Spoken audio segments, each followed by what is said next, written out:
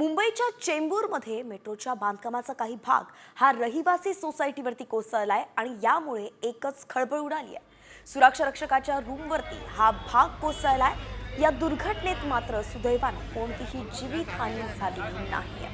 मेट्रोचं अर्धवट बांधकाम कोसळलं आणि यामुळे सोसायटीतील रहिवाशांमध्ये भीतीचं वातावरण पसरलंय। वडाळा कासार वडवली मेट्रोचं काम सुरू असतानाच हा अपघात झालाय।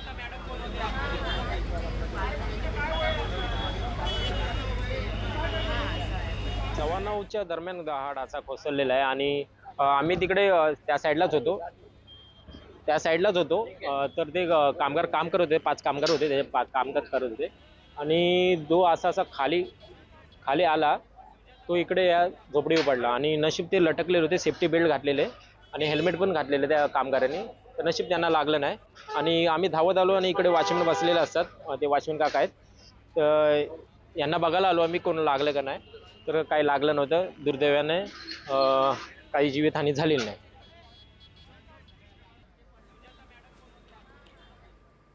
आणि यानंतर आता आपण राजकीय बातम्यांकडे वळूयात। त्यांचा वेगवान आढावा घेऊया न्यूज पॉइंट 20च्या माध्यमातून। धनंजय मुंडे आमच्या मंत्रिमंडळातील मंत्री आहेत, आम्हाला भेटण्याची चोरी नाही, आम्ही कधीही भेटू शकतो असं म्हणत मुख्यमंत्री देवेंद्र फडणवीसांनी धनंजय मुंडेंच्या संदर्भातील आपली भूमिका स्पष्ट केली आहे। आम्हाला न्याय नाही मिळाला तर मी आत्महत्या करेन असा इशारा सोमनाथ सूर्यवंशींच्या आईनं जिल्हाधिकाऱ्यांना दिलाय। सोमनाथच्या आई आणि 2 भावांनी गुरुवारी जिल्हाधिकाऱ्यांना निवेदन दिलं। वाल्मिक कराडच्या उपचारांबाबत चौकशी करण्यात आली आहे। लातूरच्या उपसंचालक कार्यालयातील 2 सदस्यांच्या पथकानं बीड दौऱ्यावरून चौकशी केली आहे। कराडला स्लीप ॲम्निया हा आजार आहे आणि त्यामुळे सीपॅप मशीन वापरण्यास परवानगी मागितली होती। त्यानंतर आता डोळ्यांच्या उपचारानंतर पुन्हा सर्दी तापही आला होता। आता या संपूर्ण उपचारांबाबतची चौकशी करण्यात आली आहे।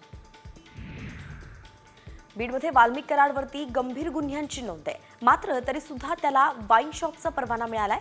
तसंच केज नगर पंचायतीनं त्याला वाईन शॉपसाठी 4 दिवसांत ना हरकत प्रमाणपत्र सुद्धा दिलंय। बीड सरपंच हत्याकांडातील मुख्य आरोपी कृष्णा आंधळे अजून सुद्धा फरारच आहे। मागच्या 50 दिवसांपासून कृष्णा आंधळेचा शोध सुरू आहे। आंधळेचे आई वडील ज्या घरात राहतात त्या घराला सुद्धा कुलूप लावलंय। धारूर तालुक्यातील मैंदवाडी हे कृष्णा आंधळेचं मूळ गाव आहे।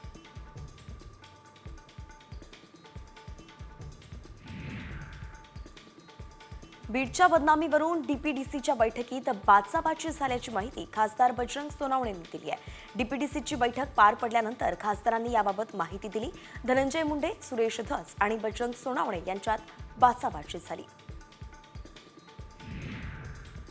मुंबईत डीपीडीसीच्या बैठकीत आमदार सुनील शिंदेंनी बेस्ट बसच्या वाढत्या अपघातांचा प्रश्न लावून धरलाय।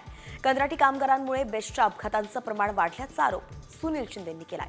तर बेस्ट बसनं माझ्या गाडीला सुद्धा धडक दिली होती, मी थोडक्यात बचावलं असं म्हणत सुनील शिंदे बेस्ट अपघातांचा त्यांनी पाढाच वाचला। मुंबई डीपीडीसीच्या बैठकीला ठाकरे गटाचे आमदार आदित्य ठाकरे गैरहजर राहिले। उपमुख्यमंत्री एकनाथ शिंदे यांच्या नेतृत्वाखाली जिल्हा नियोजन समितीची बैठक झाली आणि त्यामुळे आदित्य ठाकरेंना एकनाथ शिंदेंसमोर येणं टाळण्याची राजकीय चर्चा सुरू झाली। बीडच्या जिल्हाधिकारी कार्यालयात पालकमंत्री अजित पवारांच्या उपस्थितीत बैठक होती। दरम्यान धनंजय मुंडेंचे चुलत भाऊ अजय मुंडेंना गेटवरच रोखण्यात आल्यानं त्यांना आल्यापावली परतावं लागलं। देशमुख हत्या प्रकरणानंतर कोणताही अनुचित प्रकार घडू नये यासाठीच पोलीस योग्य ती खबरदारी घेताना दिसतात। अजित पवारांनी कार्यकर्त्यांना दम भरल्यानंतर सामाजिक कार्यकर्ते अंजली दमानिया यांनी मंत्री धनंजय मुंडेंवरती मकोका लावण्याची मागणी केली आहे। अवादा खंडणी प्रकरणावरून दमानियांनी बीडच्या पालकमंत्र्यांकडे ही मागणी केली आहे। मराठा नेते मनोज जरांगे पाटलांनी आपलं आमरण उपोषण मागे घेतलंय। मराठा समाजाला सरसकट ओबीसीमधून आरक्षण मिळावं या मागणीसाठी जरांगे पाटलांनी पुन्हा एकदा आमरण उपोषण सुरू केलं होतं। आता उपोषण होणार नाही तर समोरासमोर लढाई होईल, मागण्या मान्य न झाल्यास मुंबईला जाणार असा थेट इशारा जरांगे पाटलांनी दिलाय। विधानसभा निवडणुकीच्या निकालावरती मनसे नेते राज ठाकरेंनी शंका व्यक्त केली आहे। शरद पवारांना 10 जागा आणि अजित पवारांना 42 जागा कशा मिळू शकतात असा सवालच राज ठाकरेंनी सत्ताधाऱ्यांवरती केलाय। अजित पवार गटातील 8 जणांवरती निलंबनाची कारवाई करण्यात आली आहे. पुणे जिल्हा परिषदेचे माजी सभापती आणि पुणे जिल्हा राष्ट्रवादी युवक काँग्रेस अध्यक्षांना निलंबित करण्यात आलंय. विधानसभा निवडणुकीत आमदार सुनील शेख यांच्या विरोधात प्रचार केल्यानं ही कारवाई झाल्याची माहिती आहे. जय भवानी जय शिवाजी ही घोषणा सोडून ठाकरेंनी सोनिया गांधी जिंदाबाद म्हणायला सुरुवात केली आहे, असं प्रत्युत्तर सिंधुदुर्गात दीपक केसरकरांनी अंबादास दानवेंना दिलंय. जय भवानी जय शिवाजी बोलून मतं मागण्याचे दिवस संपले, असं वक्तव्य अंबादास दानवेंनी केलं होतं.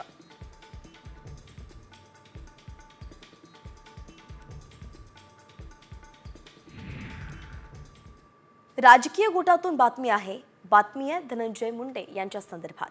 तर अन्न आणि नागरी पुरवठा मंत्री धनंजय मुंडेंवरती राजीनाम्याचा दबाव वाढत असतानाच ते अचानक परळीतील भगवान गडावरती पोहोचलेत.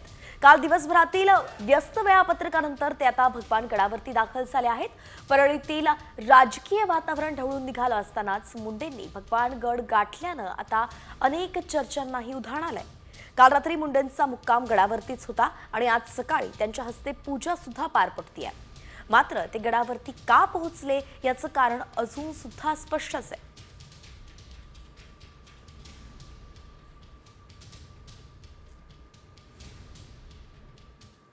तर मुंडे घराणं हे नेहमीच भगवान गडावरती जाऊन पूजा अर्चा करत असतं.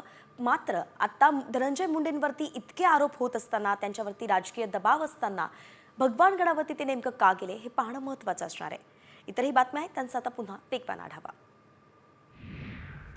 DFCC-तर्फे निळजे रेल्वे उड्डाणपुलाच्या पुनर्बांधणीचं काम 5 दिवसांच्या कालावधीत करण्यात येणार आहे. त्यामुळे 5 फेब्रुवारी ते 10 फेब्रुवारीपर्यंत शिळपाटा रस्त्यावरती पलावा जंक्शनकडे येणारी सगळ्या प्रकारची वाहतूक बंद असणार आहे, अशी माहितीच आता वाहतूक विभागानं दिली आहे.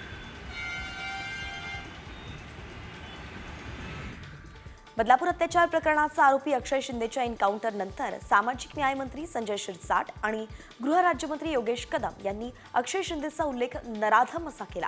त्यावरूनच अक्षय शिंदेच्या वकिलानं योगेश कदम आणि संजय शिरसाटांना नोटीस पाठवली होती. मात्र आता नोटीसीनंच उत्तर देणार असल्याचं मंत्री योगेश कदम म्हणाले. मुलुंडमधील मिठागराची 58 एकर जागा धारावी पुनर्विकास प्रकल्पासाठी देण्यात आली आहे. आता इथल्या आणखी 56 एकर जागा धारावी पुनर्विकासासाठी दिली जाणार आहे. त्यामुळे मुलुंडमधील एकूण 114 एकर जागा अपात्र धारावीकरांच्या पुनर्वसनासाठी वापरण्यात येईल.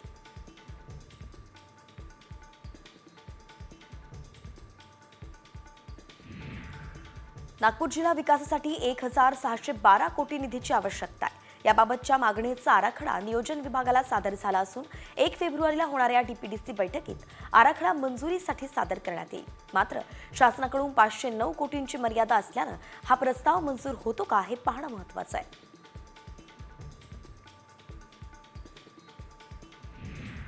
MPSC पूर्वपरीक्षेच्या प्रश्नपत्रिका 40 लाख रुपयांना विकण्यात येत असल्याची एका व्हायरल ऑडिओ क्लिपमधून माहिती समोर आली आहे. या एजंटनं किशोर बाळासाहेब जाधव विद्यार्थ्याला फोन केला आणि MPSCची प्रश्नपत्रिका हवी असल्यास थेट 40 लाख रुपयांची मागणी केली. मात्र या ऑडिओ क्लिपची साम टीव्ही पुष्टी करत नाही. सामच्या बातमीनंतर MPSC प्रशासन खडबडून जागच झालंय. या प्रकरणाची माहिती मिळाल्यानंतर आम्ही पोलिसांकडे तक्रार केली आहे. MPSCच्या अधिकाऱ्यांनी अशी माहिती दिली आहे. तर 2 फेब्रुवारीला होणाऱ्या परीक्षेचे पेपर सुरक्षित असल्याचं स्पष्टीकरण MPSC कडून देण्यात आलंय. माघी गणेशोत्सवात POPच्या गणेश मूर्तींवरती बंदी घालण्याचे आदेश उच्च न्यायालयानं दिलेत. केंद्रीय प्रदूषण मंडळाच्या नियमांचं काटेकोर पालन करण्याचे आदेश उच्च न्यायालयानं सरकार आणि पालकमंत्र्यांना दिले. त्यामुळेच आता गणेश भक्तांची मोठ्या प्रमाणात अडचण निर्माण होण्याची शक्यता आहे. वैभववाडीत भाजप आणि महाविकास आघाडीत शहरातील विकास कामांवरून वाद झालाय. विकास कामांचं टेंडर मिळवणाऱ्या ठेकेदाराची भाजपच्या पदाधिकाऱ्यांनी अडवणूक केली आहे. यावरून वैभववाडी तहसील कार्यालय आवारातच तणाव निर्माण झाला होता. ठेकेदार परप्रांतीय असल्याच्या मुद्द्यावरून भाजपच्या कार्यकर्त्यांनी आक्षेपही घेतला. छावा चित्रपटातील लेझिम डान्सला मनसे नेते राज ठाकरेंनी समर्थन दर्शवलंय. संभाजीराजेंनी कधीतरी लेझिम हाती घेतली असेलच ना, असं म्हणत राज ठाकरेंनी छावा चित्रपटातील लेझिम डान्सचं समर्थन केलंय. कदाचित गांधीची दांडिया खेळताना दाखवावं असंही दिग्दर्शकांच्या मनात आलं असेल, असंही राज ठाकरे म्हणाले. पुण्यात ठाकरेंची शिवसेना पाहण्यासाठी आक्रमक झाल्याचं पाहायला मिळालं। ठाकरेंच्या सेनेनं पुण्यातील भवानी पेठ क्षेत्रीय कार्यालयावरती हंडा मोर्चा काढला आणि यावेळी आक्रमक झालेल्या ठाकरेंच्या कार्यकर्त्यांनी तसंच महिला आंदोलकांनी या आंदोलनात हंडे फेकत जोरदार घोषणाबाजी केली। रील्स बनवण्यासाठी महागड्या गाड्या चोरल्याचा प्रकार समोर आलाय। नाशिक पोलिसांनी शिर्डीतील या चोरट्यांना ताब्यात घेतलाय। तब्बल 9 लाख रुपयांच्या गाड्या फक्त रील्स बनवण्यासाठी चोरण्यात आल्याचं तपासात समोर आलंय। 2 चोरट्यांसह नाशिकमधील 2 तर संगमनेरमधील 3 गाड्या पोलिसांनी ताब्यात घेतल्या।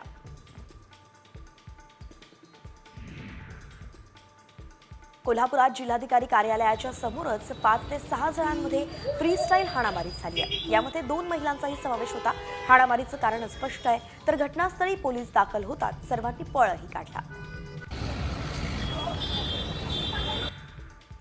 3 फेब्रुवारीला रेल्वेच्या विद्युतीकरणाला 100 वर्ष पूर्ण होत असल्याबद्दल मध्य रेल्वेकडून उत्सवाचं आयोजन करण्यात आलं। त्यासाठी रेल्वेच्या जनरल मॅनेजरकडून लोगो आणि जिंगलचं अनावरण करण्यात आलंय। 3 फेब्रुवारी 1925 ला व्हीटी ते कुर्ला हार्बर दरम्यान पहिली इलेक्ट्रिक ट्रेन चालवण्यात आली होती। केंद्र सरकारनं एआय संदर्भात आनंदाची अशी बातमी दिली आहे। आपणही आपलं एआय मॉडेल विकसित करणार असल्याची घोषणा करण्यात आली आहे। तर माहिती तंत्रज्ञान मंत्री अश्विनी वैष्णव यांनी ही माहिती दिली आहे। येत्या 10 महिन्यात हे मॉडेल सुरू होईल असा विश्वासही त्यांनी व्यक्त केला आहे। मुंबईतील जे रुग्णालय पुढील महिन्यापासून रोबोटिक शस्त्रक्रिया सुरू करणार असल्याची पूर्ण तयारी झाली आहे। ही यंत्रणा चालवण्यासाठी 3 डॉक्टर आणि एका नर्सच्या पथकानं नुकतंच दिल्लीत प्रशिक्षण घेतलंय। ही शस्त्रक्रिया सुरू झाल्यामुळे गरीब रुग्णांना याचा फायदा होईल।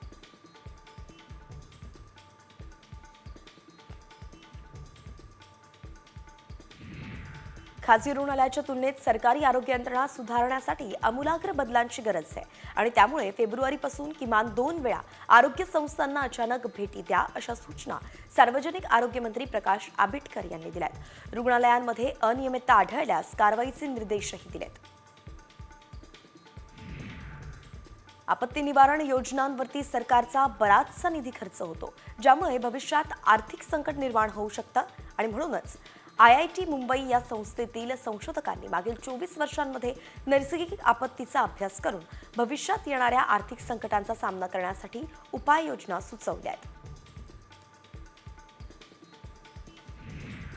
साताऱ्यातील संग्रहालयात गेल्या 6 महिन्यांपासून विसावलेल्या ऐतिहासिक वाघनखांचा 31 जानेवारीला शेवटचा मुक्काम आहे। 1 फेब्रुवारीला ही वाघनखं नागपूर इथल्या मध्यवर्ती संग्रहालयात 8 महिने असतील।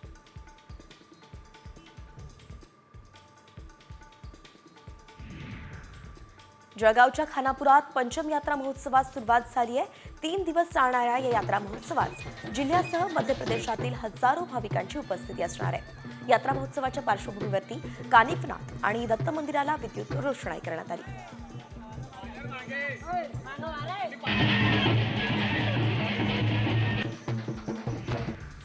मोरगावच्या मयुरेश्वर मंदिरात माघी यात्रा उत्सव सुरू झालाय। यानिमित्त मुख्य मूर्तीला जलाभिषेक घालण्यासाठी 4 दिवस भक्तांनाही संधी मिळणार आहे।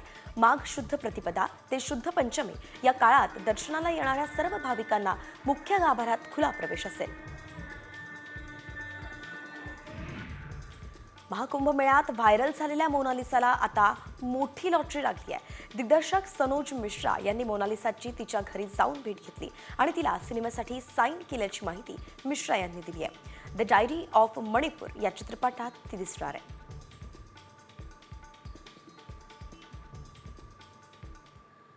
महाकुंभात पुन्हा एकदा आग लागली आहे। यावेळी महाकुंभाच्या सेक्टर 22 मध्ये बांधण्यात आलेल्या मंडपांना आग लागली। अग्निशमन दलाकडून आगीवरती नियंत्रण मिळवण्यात यश आलंय।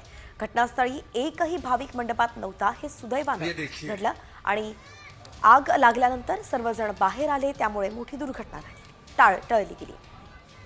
अभी तक कोई प्रशासन यहाँ नहीं पहुंची है। 40 वर्षांनी आलेल्या महाकुंभात मोठ्या संख्येने भाविक दाखल झाले, त्यामुळे प्रयागराजमध्ये मोठी वाहतूक कोंडी निर्माण झाली आहे। तासनतास एकाच ठिकाणी वाहनं थांबली आहेत, तर काही भाविक चालत निघाले। मतलब पैदल भी आने जाने की कोई संभावना नहीं। महाकुंभ मेळ्यात अभिनेत्री पूनम पांडेनं सुद्धा हजेरी लावली आहे। प्रयागराजच्या संगमावरती पूनम पांडेनं भक्तीची पवित्र अशी डुबकी घेतली आहे आणि याचे व्हिडिओ सोशल मीडिया अकाउंटवरती व्हायरल केले.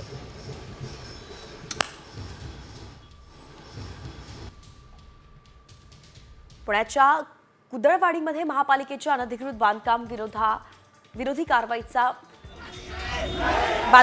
कारवाई करण्यात आलेली आहे. 1 ते 1,500 नागरिक रस्त्यावरती उतरून रास्ता रोको आंदोलन करत होते. तर रास्ता रोको आंदोलनामुळे तणावपूर्ण वातावरण निर्माण झालं होतं. यावेळी मोठा पोलीस बंदोबस्त तैनात करण्यात आला.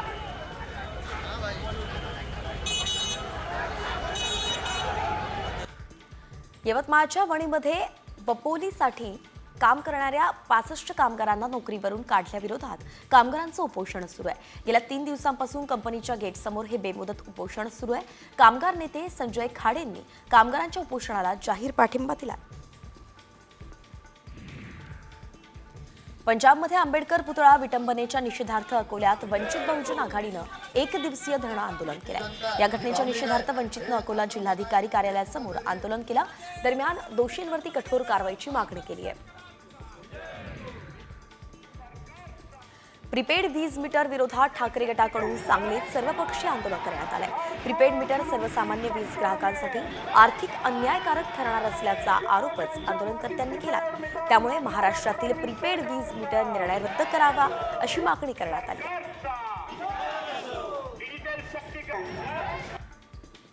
शाळा महाविद्यालयांच्या 100 मीटर परिसरात तंबाखूजन्य पदार्थांची विक्री करणाऱ्या टपऱ्यांवरती हडपसर पोलिसांनी कारवाई केली आहे. हडपसर आणि काळेपटळ या परिसरातील 8 टपऱ्या जमीनदोस्त करण्यात आल्या. पोलिसांनी महापालिकेच्या अतिक्रमण विभागाच्या सहाय्यानं ही कारवाई केली. मुंबई पुणे द्रुतगती महामार्गावरील वलवनमध्ये टेम्पोला अचानक आग लागली. या आगीत टेम्पो पूर्णपणे जळून खाक झालाय. आगीचं कारण अद्यापही कळू शकलं नाहीये. लोणावळा अग्निशमन दलाच्या जवानांनी काही वेळातच आगीला आटोक्यात आणलं. सुदैवानं कुठेही जीवितहानी यात झाली नाही.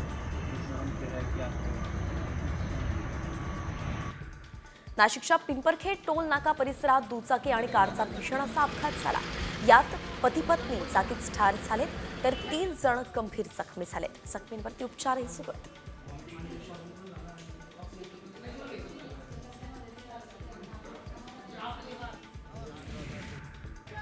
छत्रपती संभाजीनगरच्या चिकलठाणा परिसरात रस्ता ओलांडताना एका महिलेला भरधाव हायवानं चिरडलाय आणि अपघातात एवढा भीषण हा अपघात होता की हायवाच्या मागील टायरमध्ये महिला पूर्णपणे फसली गेली. त्यामुळे क्रेनच्या सहाय्यानं हायवा उचलून महिलेला बाहेर काढण्यात आलं. रुग्णालयात नेताच महिलेचा मात्र मृत्यू झाला.